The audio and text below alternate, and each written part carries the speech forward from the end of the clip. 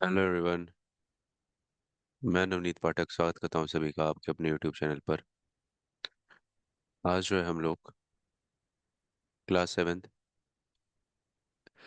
History की NCERT को करने जा रहे हैं। हम लोगों ने पिछले सीरीज में क्लास सिक्स की एनसीईआरटी को कंप्लीट कर लिया था हिस्ट्री के। आज जो है मैं आप लोगों के साथ क्लास सेवेंथ की एनसीईआरटी को शुरू करने जा रहा हूँ। तो जैसे कि आपको पता है कि हम लोगों ने पिछली जो क्लास में पढ़ा था सिक्स क्लास में, वो था हमारा आवर पास्ट पार्ट वन, हमारे अतीत भाग एक। ये जो है आपका, ये है हमारे अतीत भाग दो, आवर पास्ट पार्ट टू।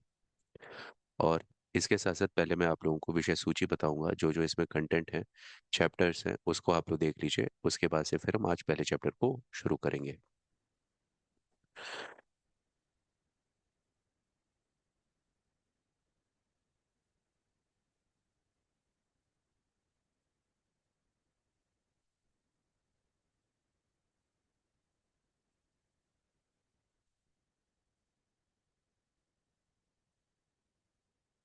ये पहला चैप्टर जो है वो है प्रारंभिक कथन, हजार वर्षों के दौरान हुए परिवर्तन की पड़ताल। दूसरा चैप्टर है राजा और उनके राज्य। तीसरा चैप्टर है दिल्ली, 12वीं से 15वीं शताब्दी तक। फिर चौथा है आपका मुगल, 16वीं से 17वीं शताब्दी तक। जनजातियां, खानाबदोश और एक जगह बसे हुए समुदाय। ईश्वर से अनुराग, क्षेत्रीय संस्कृतियों का निर्माण। और आठवां है जो आखिरी चैप्टर रहेगा आपका, वो है 18वीं शताब्दी में नए राजनीतिक गठन। तो इससे पहले जो आप लोगों ने देखा था वो थी आपकी एंशियंट हिस्ट्री। इसमें आप लोग पढ़ोगे मेडिवल हिस्ट्री के बारे में। तो आज जो है हम लोग चैप्टर वन को शुरू करने जा रहे हैं। क्लास सेवन का जो चैप्टर वन है उसको आज हम देखेंगे और हम लोग इसको पढ़ना शुरू करेंगे।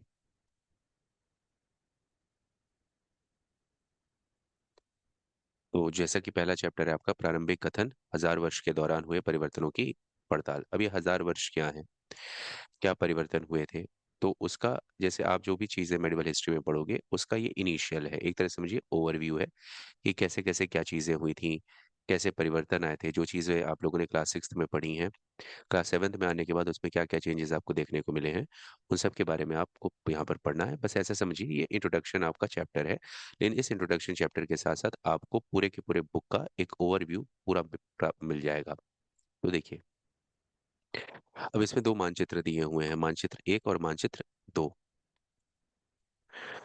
अब देखिए मानचित्र एक है और यहाँ पर है आपका मानचित्र दो, ये है मानचित्र एक। ठीक, और यहाँ पर आपका मानचित्र दो दे रखा है। तो ये दो मानचित्र में क्या अंतर है, कैसे क्या है, इसको पहले हम लोग देखेंगे। मानचित्र एक, अरब भूगोलवेत्ता अल इदरीसी ने 1154 में बनाया था। ये जो आप मानचित्र एक देख रहे हैं, इसको किसने बनाया था? अल इदरीसी एक भूगोलवेत्ता थे जिन्होंने इसका निर्माण किया था। अब देखिए, अब मैं आपको पहले बता देता हूँ है क्या। ये जो आप इनिशियल स्टेज में देख रहे हैं, ये 1154 में बनाया हुआ एक मैप है। मानचित्र मतलब मैप है। इसमें आप देखेंगे तो ये आपकी इंडिया है, ये आपको इंडिया देखने को मिल रहा है। ठीक, और ये जो आपको देखने को मिल रहा है ये आपका सेलोन या फिर श्रीलंका है। और उसके आसपास ये छोटे छोटे आपको द्वीप देखने को मिल जा रहे हैं। जैसे आप बात करेंगे तो मालदीव्स इधर आपको देखने को मिल जाएगा, ये श्रीलंका देखने को मिल जाएगा। तो आप देखेंगे ये जो मानचित्र है वो थोड़ा सा उल्टा है। जहां पर आप इंडिया के मैप को देखते हो तो इंडिया का मैप कुछ इस तरह से है। ठीक, तो यहाँ के वाले हिस्से को इन्होंने क्या किया है, ये डाउन कर दिया है और इसको इन्होंने नॉर्थ पे ले जा करके सेट कर दिया है। तो उल्टा मैप इन्होंने बनाया था। तो यहाँ जो नक्शा दिया गया है वह उसके द्वारा बनाए गए दुनिया के बड़े मानचित्र का एक हिस्सा है और भारतीय उपमहाद्वीप को दर्शाता है। जो इंडियन सब कॉन्टिनेंट है उसको दिखाने के लिए इसको बनाया गया है। अब जो मानचित्र दो है वो फ्रांसीसी मानचित्रकार ने 1720 में बनाया था। एक फ्रांसीसी मानचित्रकार थे, उन्होंने 1720 में इसको बनाया था, ये जो आप मानचित्र देख रहे हैं। तो ये आपको एक्चुअल इंडिया देखने को मिल जाता है, लेकिन बहुत बात की बात है ये 1720 में इन्होंने इसको बनाया था। तो शुरुआत में जो मानचित्र बनाने का काम किया गया था, अब देखिए ये जो इंडिया का आप मैप देख रहे हो, इंडीज लिखा हुआ है, इंडीज यहाँ पे। तो आप देखेंगे तो आज जो आपको मैप देखने को मिल रहा है सेम उसी तरीके से है। यहाँ पर आप देखेंगे तो यहाँ पे लिखा है गल्फ ले बंगाल, मतलब गल्फ ऑफ बंगाल है यहाँ पर। ठीक है, ये कोरोमंडल कोस्ट दिया हुआ है। तो जैसा कि आप अभी देख रहे हो तो एक दिया हुआ है आपका 1154 का और एक दे रखा है आपका 1720 का। मतलब ये काफी लंबे अंतराल अंतराल के बाद जब धीरे धीरे लोग आने लगे, भारत के बारे में जानने लगे, इनको मैपिंग के बारे में और जानकारी मिलने लगी, तो इन्होंने मैप को सीधा बनाना शुरू कर दिया। तो अब देखिए, जो जैसे शुरुआत में आपका मिला हुआ था, तो यहाँ पर जो आपके मानचित्रकार थे, जो मानचित्र बनाए थे, वो उल्टा बना दिए थे। लेकिन धीरे धीरे जैसे परिवर्तन आए, तो देखिए मानचित्र में और दुनिया को देखने के नजरिए में, ज्ञान के मामले में, हर चीज के मामले में अगर आप देखेंगे तो परिवर्तन देखने को यहाँ पर मिल जाता है। दोनों नक्शे एक ही इलाके के हैं, दोनों नक्शे एक ही इलाके मतलब इंडिया के इंडियन सब कॉन्टिनेंट के ही हैं, मगर उनमें काफी अंतर है। अल इदरीसी के नक्शे में दक्षिण भारत उस जगह पर है जहां हम आज उत्तर भारत को ढूंढेंगे, और श्रीलंका का द्वीप ऊपर की तरफ है, जो जैसा कि मैंने आपको बताया, यहाँ पर श्रीलंका का द्वीप कहाँ पर है बेटा, ऊपर की तरफ दिखाया गया है। ठीक।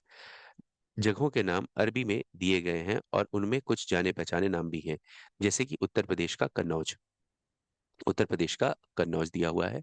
मानचित्र 2 पहले मानचित्र के बनने के लगभग 600 वर्ष के बाद बनाया गया। ठीक है, वही मैंने बताया 1154 बनाया गया, लगभग 600 वर्ष के बाद इस मैप को बनाया गया था, दूसरे वाले को। इस काल अवधि में उपमहाद्वीप के बारे में सूचनाएं काफी बदल गई, जब धीरे धीरे जानकारी बढ़ी लोगों की।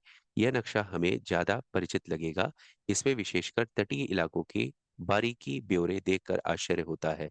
यूरोप के नाविक तथा व्यापारी अपनी समुद्री यात्रा के लिए इस नक्शे का इस्तेमाल किया करते थे, ये जो फ्रांसीसी चित्रकार द्वारा बनाया गया है। ठीक, तो ये दोनों मैप आपको समझ में आ गया। तो ये मैप आपको ये चीज दिखाने के लिए बनाया बताया गया है कि कैसे कैसे मानव ने खोज शुरू की, उसको जानकारी इकट्ठा किया, और उस जानकारी को इकट्ठा करके अप्लाई करके आने वाले जनरेशन के लिए काम को आसान करना उन्होंने शुरू कर दिया।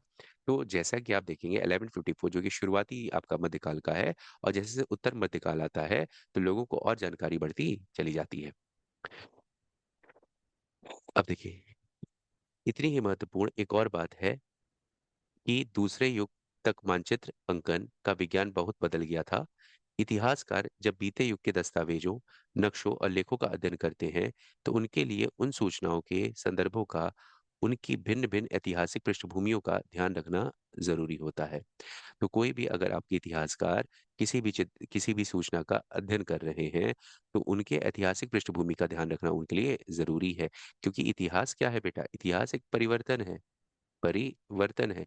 हम यहाँ पर परिवर्तन का ही अध्ययन करते हैं कि पहले क्या हुआ करता था और अब क्या हुआ करता है। पहले अच्छा था कि अब अच्छा है। अगर अब में कोई खराबी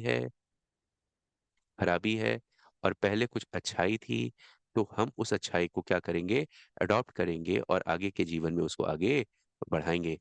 और अगर आज का जीवन अच्छा है, तो अच्छा कैसे हुआ है, क्योंकि पहले के जीवन में कुछ खराबी रही होगी, कुछ बुराई रही होगी, तो इसे इसलिए हमें इस बुराई को हटाना है, और अपने इस जो अच्छाई वाली जीवन है उसमें इस बुराई को कभी भी आने नहीं देना है।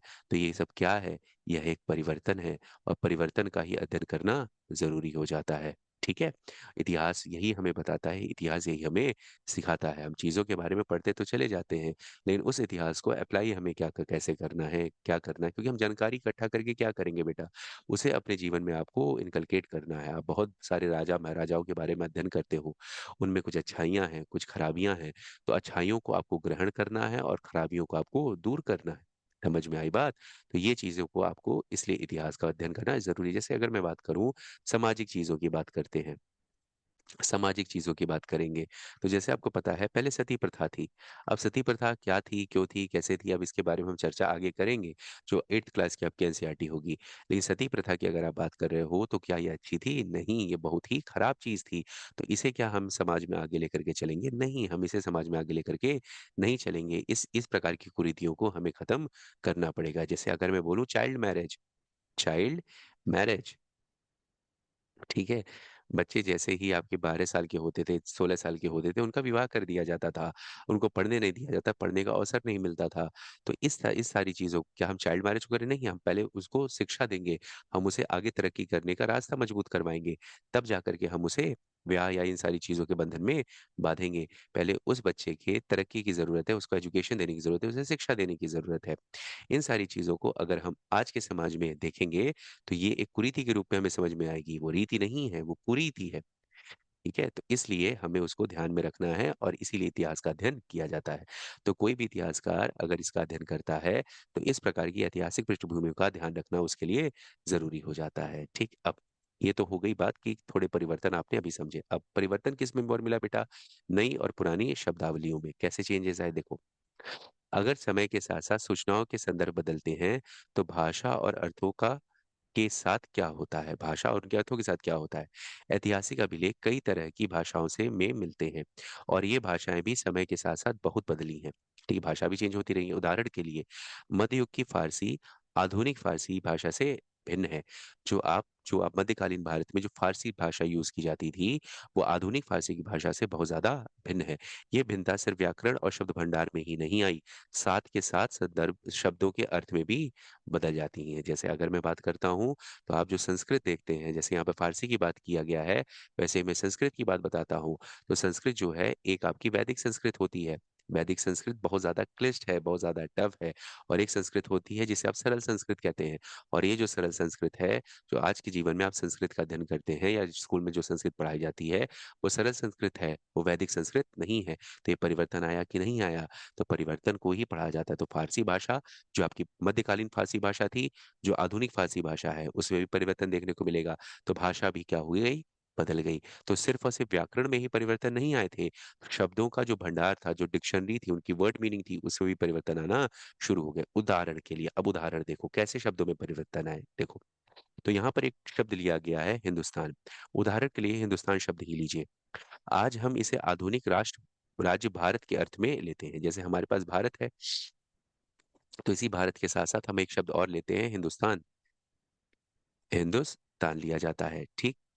13वीं सदी में जब फारसी के इतिहासकार मिनहाज सिराज ने हिंदुस्तान शब्द का प्रयोग किया था, तो उसका आशय सिर्फ और सिर्फ पंजाब, हरियाणा और गंगा यमुना के बीच की में स्थित इलाकों से था।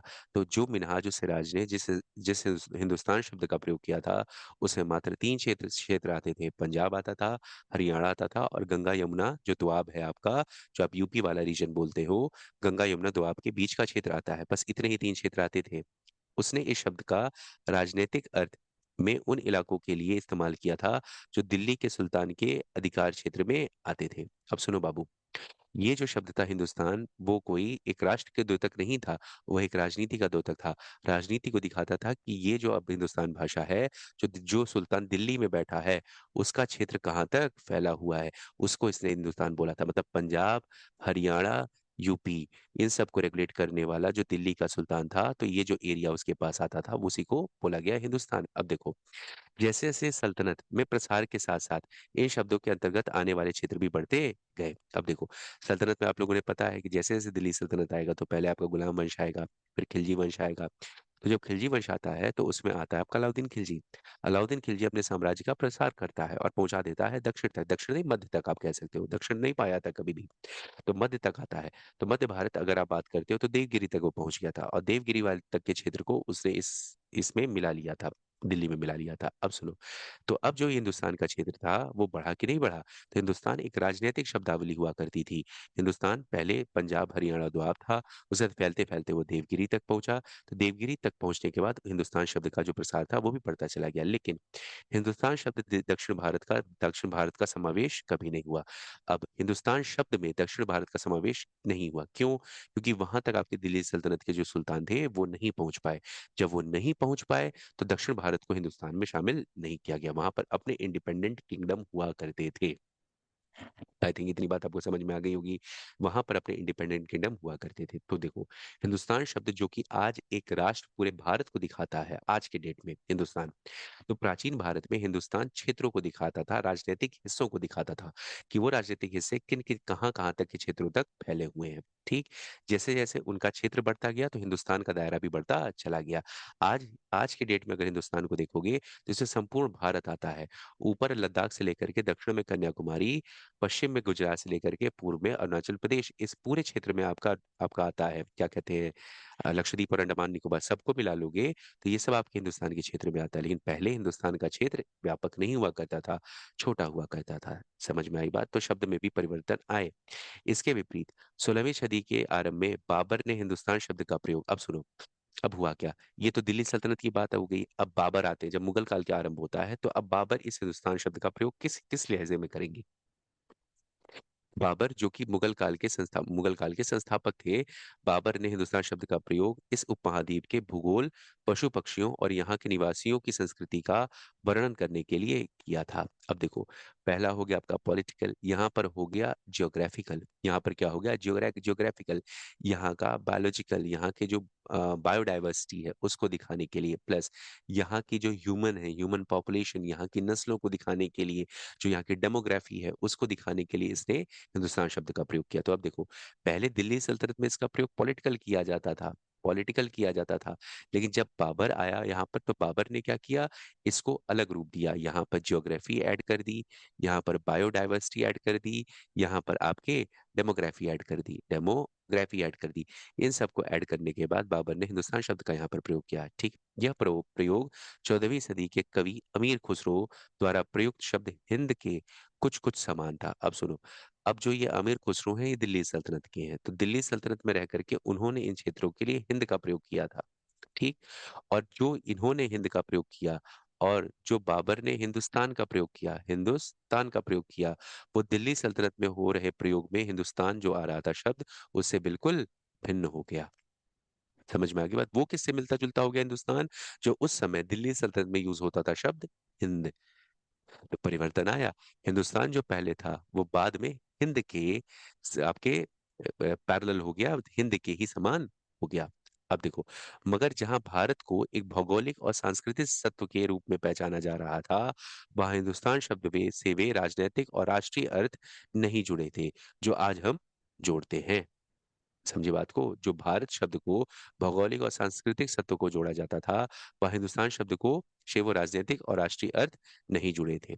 ठीक है, राजनीतिक और राष्ट्रीय अर्थ नहीं जुड़े थे। वो धीरे धीरे बदलता चला गया और आज हम जो प्रयोग करते हैं वो भारत और हिंदुस्तान एक जैसा करते हैं।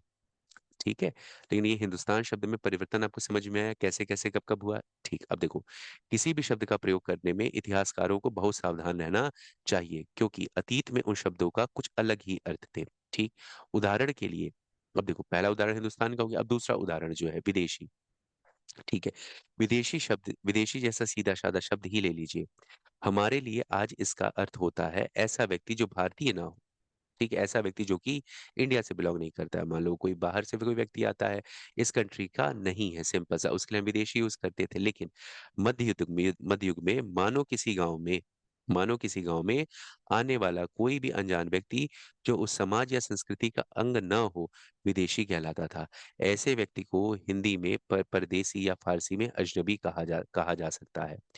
इसलिए किसी नगरवासी के लिए वनवासी विदेशी होता था, किंतु एक ही गांव में रहने वाले दो किसान अलग अलग धार्मिक या जाति परंपराओं से जुड़े होने पर भी एक दूसरे के लिए विदेशी नहीं होते थे। अब सुनो, मान लो एक गांव ए है और एक गांव आपका बी है। ठीक, अब इस गांव में अलग अलग आपका रिलीजन है।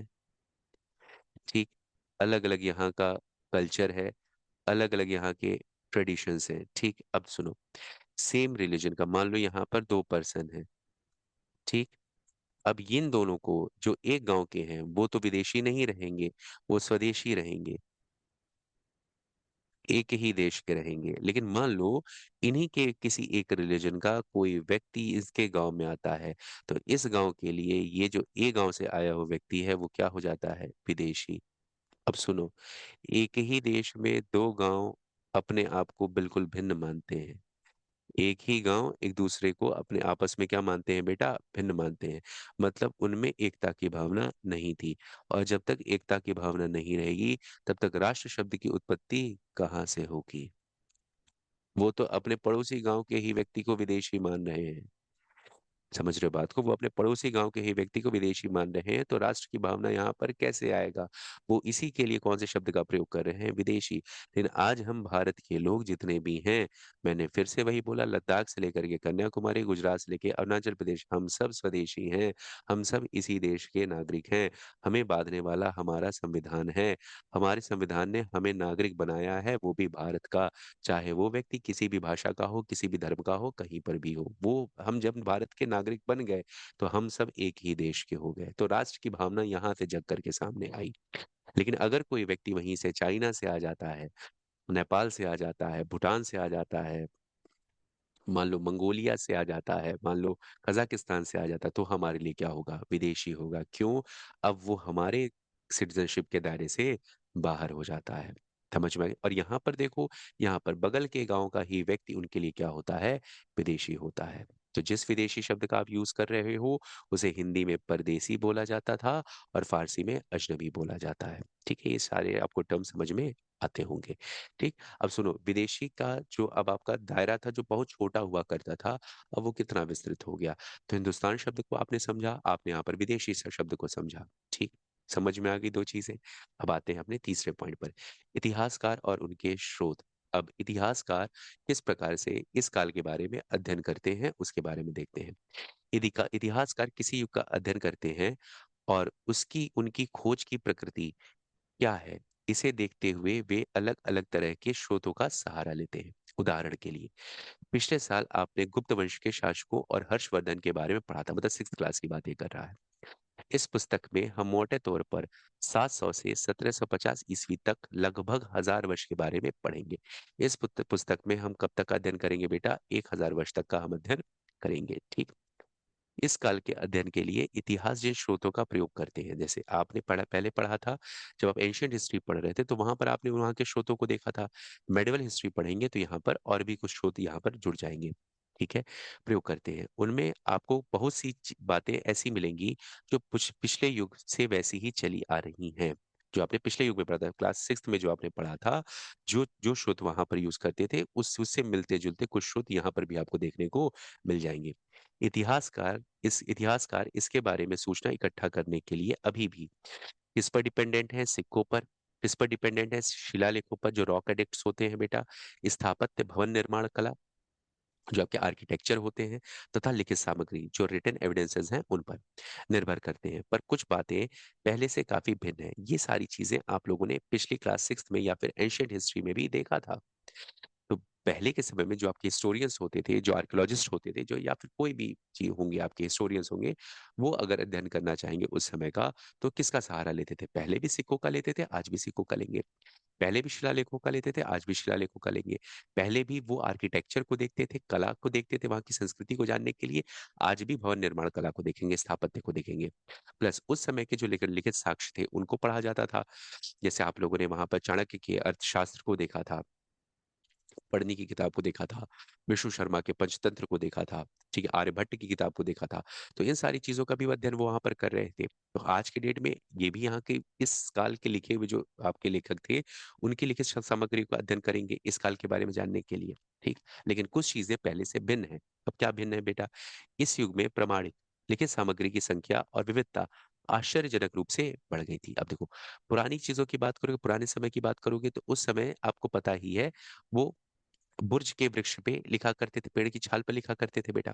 आज के डेट में देखोगे, अब यहाँ पर जो लिखित सामग्री थे, उनकी उनकी चीजें बढ़ गई। क्यों बढ़ गई? क्योंकि इस समय पेपर आ गया। इस समय क्या आ गया बेटा? पेपर आ गया, पेजेस आ गए। तो पेजेस लिख आने की वजह से इनकी लिखने की जो क्षमता थी वो और ज्यादा बढ़ गई, एफिशिएंसी और बढ़ गई। एफिशिएंसी बढ़ गई तो इन्होंने डॉक्यूमेंटेशन करना और ज्यादा शुरू कर दिया। ठीक। इसके आगे इतिहासकार सूचना के दूसरे प्रकारों के शोध का इस्तेमाल करेंगे।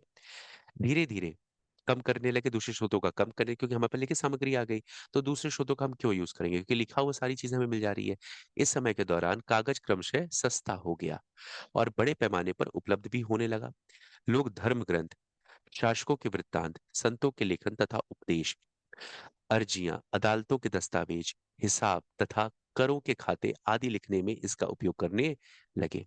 ठीक है। जो पहले के समय में अगर आप देखोगे, तो बहुत सारी चीजें ओरली हुआ करती थी। अब उनको सारी चीजें लिखित होने लगी, डॉक्यूमेंटेशन उनका होना शुरू हो गया। रीजन उसके पास क्या था बेटा? रीजन था क्योंकि इस समय जो आपका कागज था, जो आपके पेजेस थे, वो मिलना शुरू हो गए, सस्ते हो गए, उनकी अवेलेबिलिटी ज्यादा हो गई। तो लोगों ने हर चीज का डॉक्यूमेंटेशन करना शुरू कर दिया। इसके पीछे रीजन भी समझो बाबू। पहले क्या था? छोटे छोटे राज्य हुआ करते थे। धीरे धीरे धीरे जब साम्राज्य बने, वो बड़े हुए, उनका पतन हुआ। फिर और छोटे छोटे राज्यों का विकास हुआ। अब देखो, जब क्षेत्र कम रहेगा तो काम कम रहेगा, लेकिन जैसे जैसे क्षेत्र का विस्तार ज्यादा होगा तो काम बढ़ता जाएगा। अब अगर काम ज्यादा है तो डिपार्टमेंट्स बहुत ज्यादा होंगे। अगर डिपार्टमेंट्स बहुत ज्यादा हैं तो उनके रेगुलेशन के लिए चीजों को लिखित रखना सबसे ज्यादा सही होता है। रिटर्न रहेगा तो लंबे समय तक उसको याद रखा जा सकता है। मान लो राजा ने कोई फरमान ही जारी किया, अब फरमान के बारे में अगर पता नहीं है, फरमान मतलब होता है बेटा कोई भी आदेश जारी करना।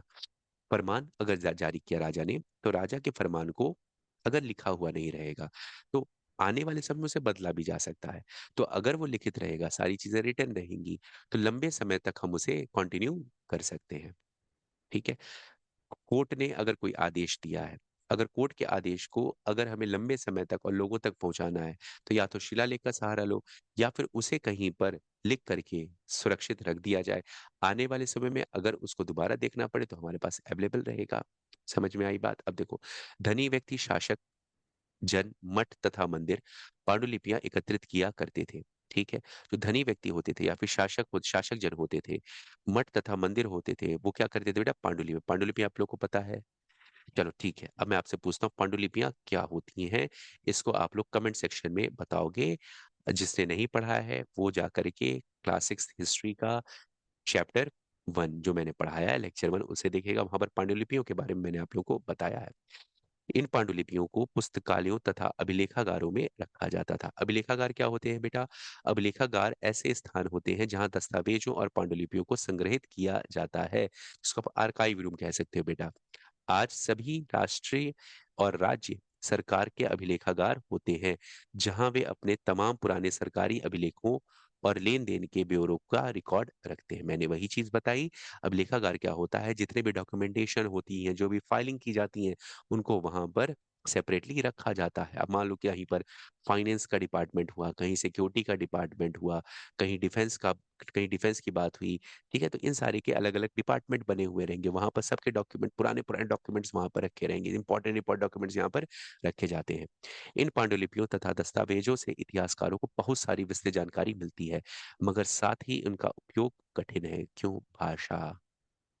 समझी बात को? क्यों कठिन हो जाती है? क्योंकि भाषा बदल गई है, चेंजेस आ गए हैं। तो उस समय की भाषा को पढ़ना, आज की भाषा को पढ़ने में बहुत ज्यादा अंतर हो जाता है। जो बहुत ज्यादा अध्ययन करेगा, रिसर्च किया रहेगा, वही उसके बारे में अध्ययन कर पाएगा। वो आम जनता द्वारा उपयोग में लाई नहीं जा सकती है, आम हिस्टोरियंस द्वारा उपयोग में नहीं लाई जा सकती है। उन दिनों छापे खाने तो नहीं होते थे। उस समय छापे खाने का मतलब होता है जहां पर सारी चीजें प्रिंट होती थी, प्रिंटिंग प्रेस जिसको आप कह सकते हो। इसलिए लिपिक या नकल नवीस, लिपिक मतलब उसको लिखने वाला, या नकल नवीस जो किसी चीज की नकल करता है, जो किसी चीज की क्या करेगा बेटा? नकल करेगा। नकल नवीस हाथ से ही पांडुलिपियों की प्रतिकृति बनाते थे, मतलब कॉपी बनाया करते थे। अगर आपने कभी किसी मित्र के गृह कार्य की नकल उतारी है, तो आप जानते होंगे कि यह काम आसान नहीं है। अब सुनो बाबू, जैसे आप लोगों ने बचपन में, या फिर जो बच्चे अभी 7th क्लास के हैं वो इसे देख रहे हैं, तो आप लोगों ने बचपन में, या फिर आप लोग जो है अपने मित्र से कॉपी लेते होंगे। मान लो होमवर्क नहीं किया है या फिर एब्सेंट हो गए हो, तो आप लोगों ने कॉपी लिया। कॉपी लिया, अब घर जा करके जब आप उसको कॉपी करना शुरू करते हो, तो उसको कॉपी करने में आपको कठिनाई होती है। क्यों? उसकी जो राइटिंग होगी वो बिल्कुल भिन्न होगी।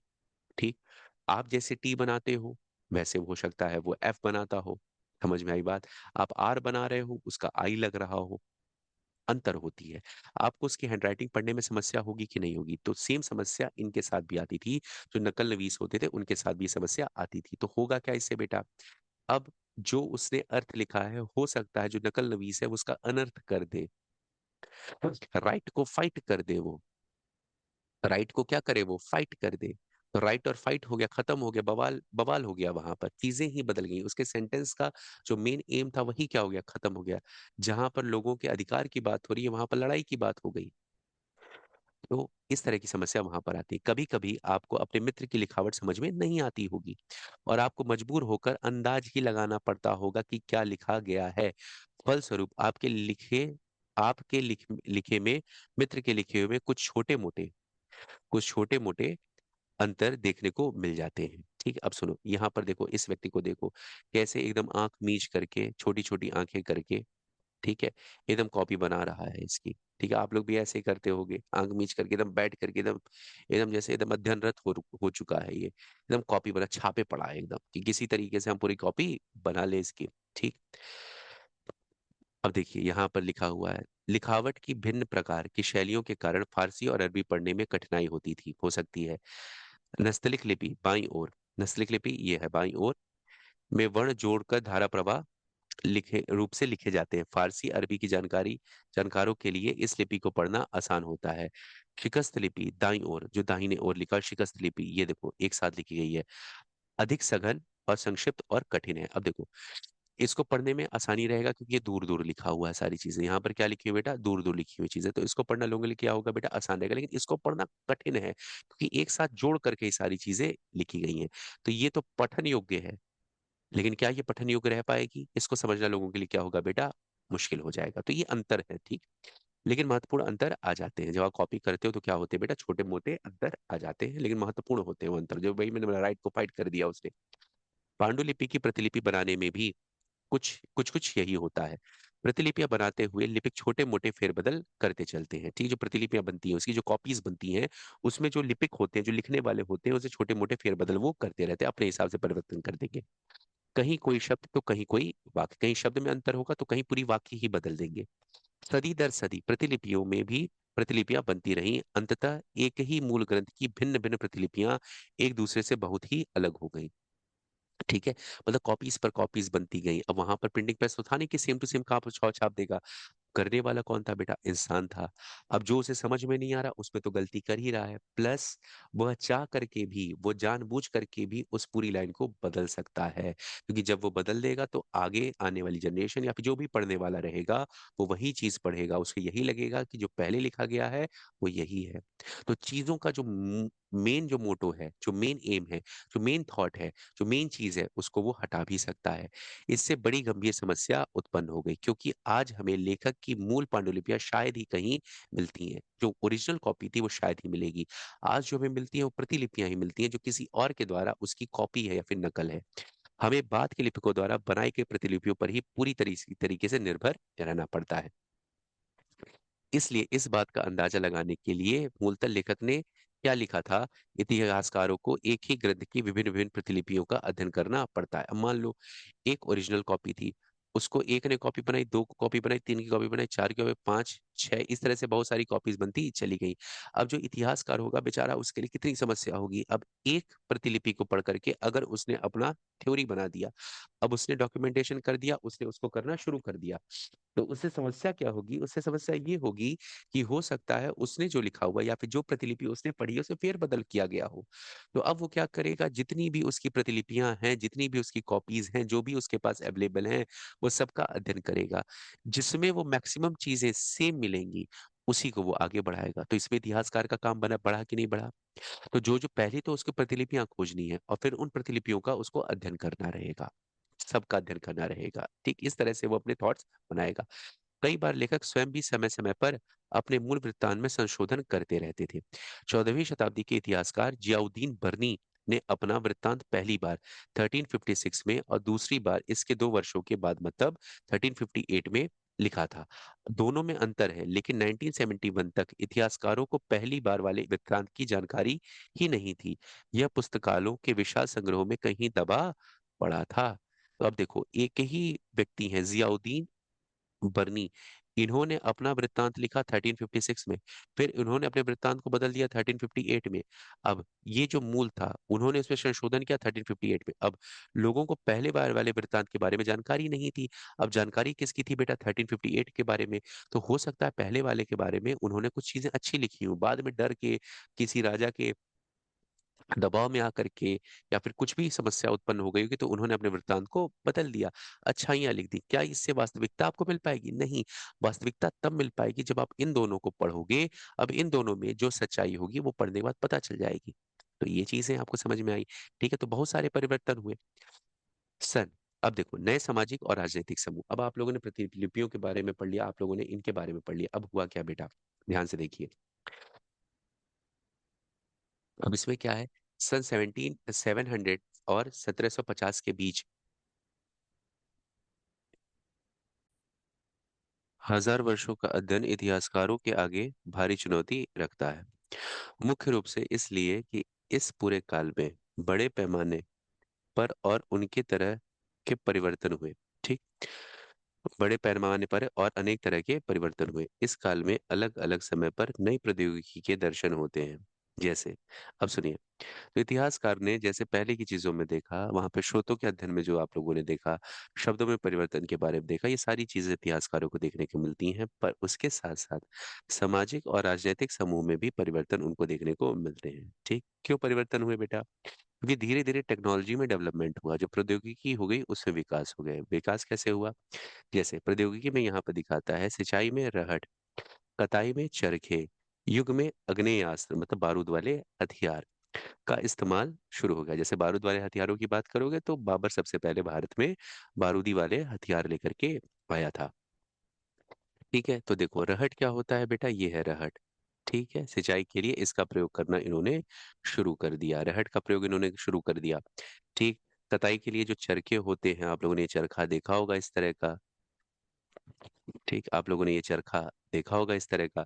तो कताई में जो है चरखे का प्रयोग होने लगा। प्लस जो युद्ध अभी तक तलवार से लड़े जाते थे, भाले से लड़े जाते थे, लाठी से लड़े जाते थे, अब युद्ध किससे लड़े जाने लगे बेटा? बारूद वाले हथियार से, तोपों से लड़ना शुरू कर दिया गया। ठीक है, तो टेक्नोलॉजी में डेवलपमेंट आपको देखने को मिलता है। तो राजनीतिक समूह भी बदला और समाज में भी परिवर्तन आना शुरू हो गया। इस उपमहाद्वीप में नई तरह के खान पान भी आया। इस समय की अगर आप बात करोगे तो नए तरह के खान पान भी यहाँ पर देखने को मिल जाते हैं। जैसे आलू आया, मक्का, मिर्च, चाय और कॉफी, इन सारी चीजों का भी भारत में आगमन शुरू हो गया था। जैसे अगर आप आलू की बात करते हो, ठीक, तो पुर्तगाली इसे भारत में लेकर के आए थे। ज्यादातर चीजें आप जो देखोगे ये सब पुर्तगालियों की देन है यहाँ पर। ठीक, ध्यान रहे कि तमाम परिवर्तन नई प्रौद्योगिकी और फसलों उन लोगों के साथ आए जो नए विचार भी लेकर के आए थे। परिणाम स्वरूप यह काल आर्थिक, राजनैतिक, सामाजिक और सांस्कृतिक परिवर्तन का भी काल रहा है।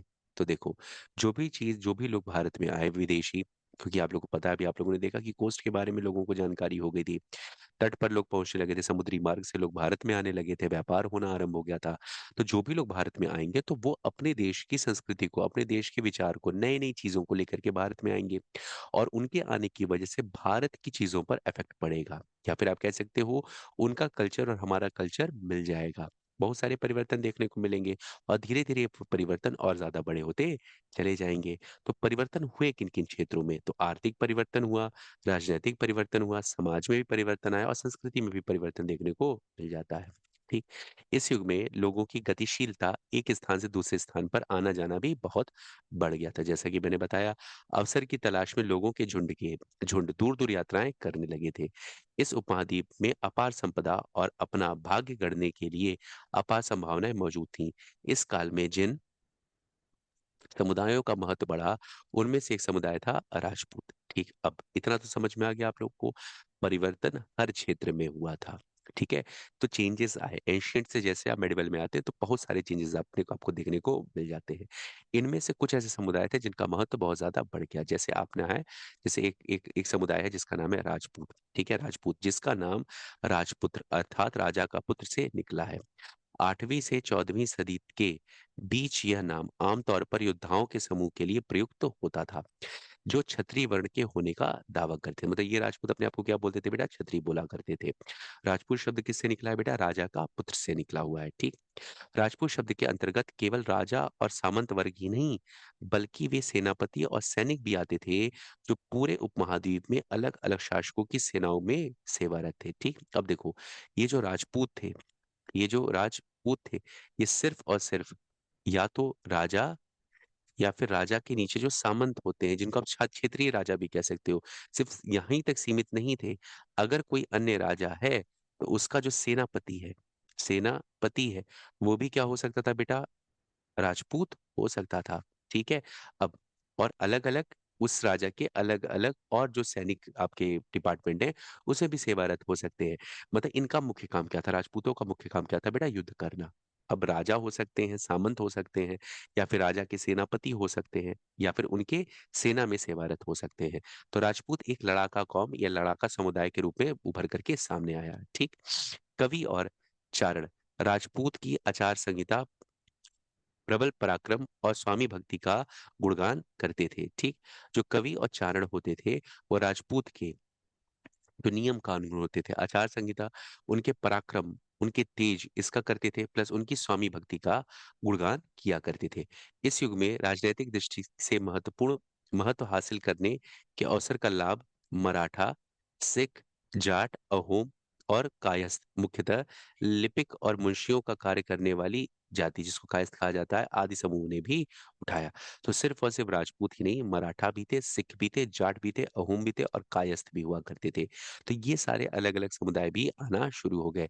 तो इनका भी मुख्य कार्य होने लगा। तो यहाँ पर सारी चीजें आपको बताई हैं कि अलग अलग समुदाय का भी उदय इस काल को माना जाता है। इस पूरे काल के दौरान क्रमशः जंगलों की कटाई हो रही थी, खेती का इलाका बढ़ता जा रहा था। कुछ क्षेत्रों में परिवर्तन अन्य क्षेत्रों की अपेक्षा अधिक तेज से और पूरे तौर पर हुआ। अब देखिए, इस काल में क्या हुआ। अब देखो, जनसंख्या बढ़ रही है, जंगलों की कटाई हो रही है।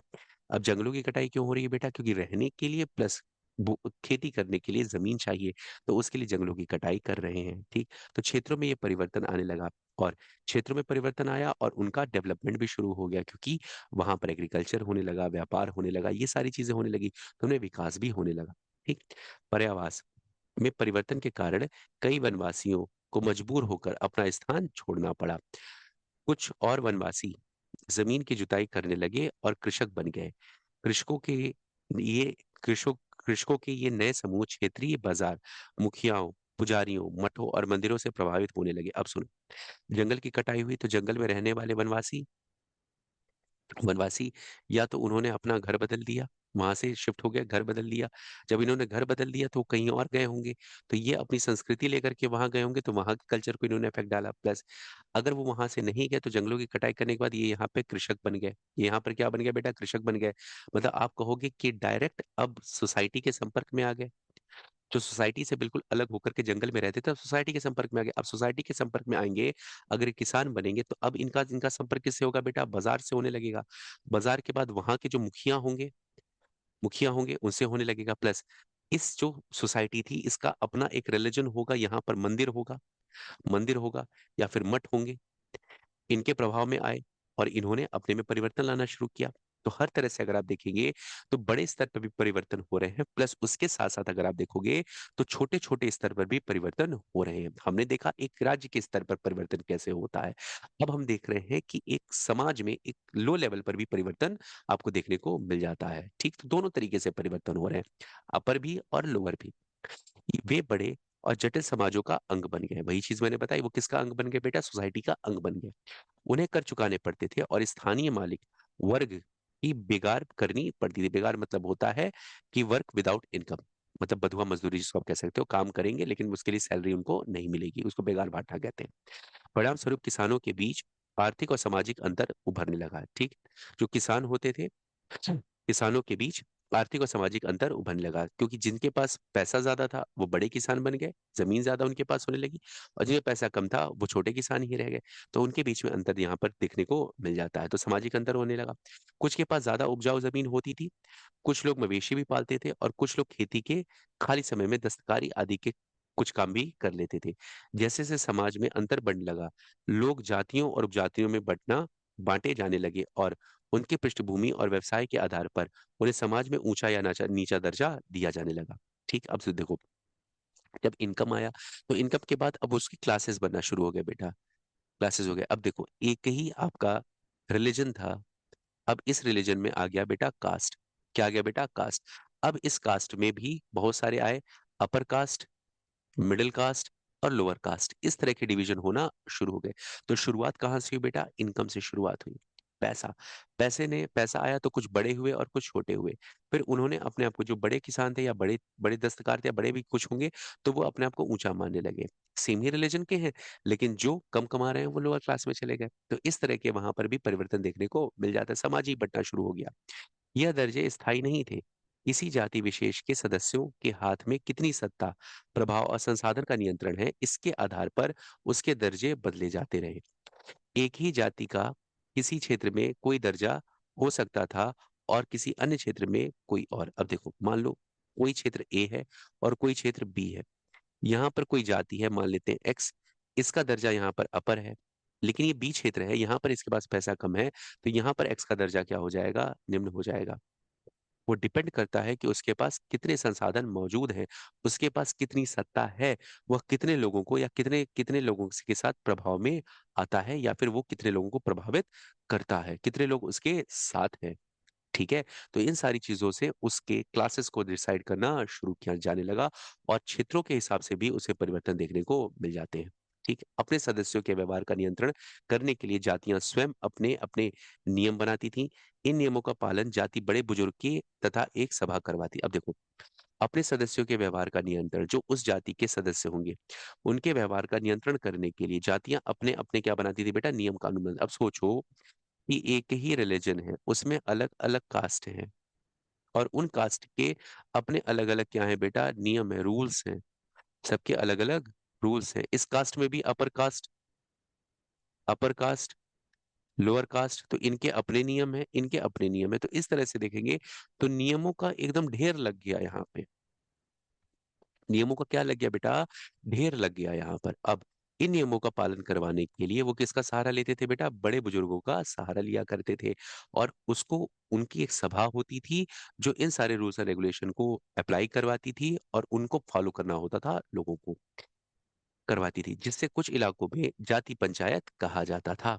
अब उस नियम को अगर कोई फॉलो नहीं करेगा तो उसे सजा सुनाई जाएगी, नियम फॉलो करेगा तो अच्छे से वो अपना जीवन बिताएगा।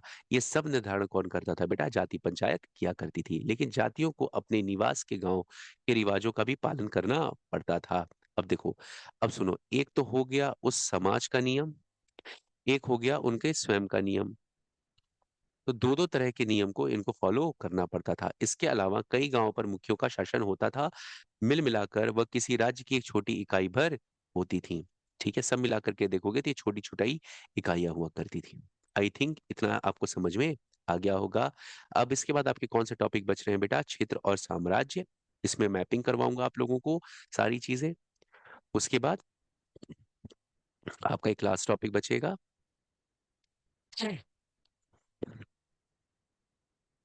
नोट हो जाइए, पुराने और नए धर्म,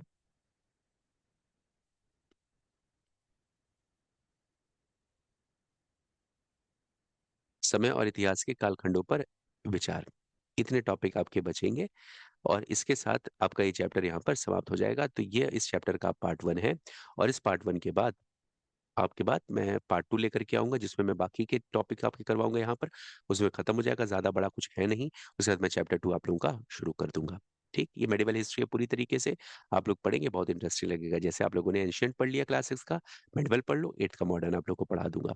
हर एग्जामिनेशन में काम आएगा। बस आंख मूंद करके जितना पढ़ा रहा हूँ पढ़ करके चले जाना, हो जाएगा। ठीक है। तो आज के लिए बस इतना ही। अगर आपको ये लेक्चर समझ में आ रहा है तो प्लीज लाइक करें, सब्सक्राइब करें और शेयर करें, अपने दोस्तों तक इसको पहुंचाएं। ठीक है, इसी के साथ मैं अपने वाणी को विराम देता हूँ। जय हिंद, जय भारत।